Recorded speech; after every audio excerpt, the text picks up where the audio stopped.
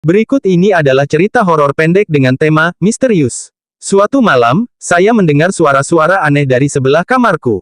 Ketika saya memeriksanya, saya menemukan pintu dikunci dari dalam dan suara-suara itu semakin keras. Saya memutuskan untuk membobol pintu, dan di dalam kamarnya saya menemukan semua lampu mati. Namun, saya merasa ada sesuatu yang cukup aneh.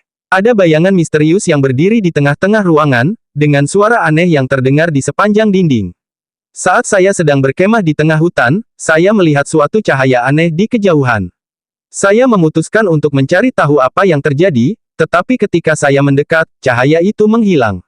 Saya terus berjalan, dan tiba-tiba saat di depan saya muncul sosok misterius dengan wajah pucat dan rambut panjang tergerai. Saya mencoba kabur, tapi saya merasa ada yang menarik kaki saya. Saya berusaha bangun dan berlari kencang, tetapi saya mendengar suara serak terus mengikuti saya. Saya baru saja membeli apartemen yang murah di kota. Setelah suatu malam saya tidur, saya merasa ada sesuatu yang aneh. Tik-tik jam dinding terdengar sangat keras dan menjengkelkan, dan saya merasa ada seseorang yang tersenyum di sudut kamar. Ketika saya berbalik untuk melihat, tiada siapa di sana kecuali bayangan angker. Ketika saya masih kecil, saya pernah menemukan kotak tua di loteng rumah nenek saya. Di dalamnya, saya menemukan buku yang masih tersegel dan tertutup kain yang lembut. Ketika saya membuka buku itu, saya merasa ada sesuatu yang aneh dengan halaman-halaman dalam buku.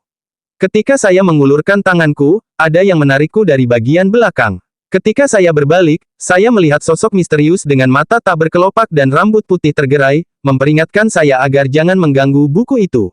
Saya segera menutup kotak dan tidak pernah membukanya lagi.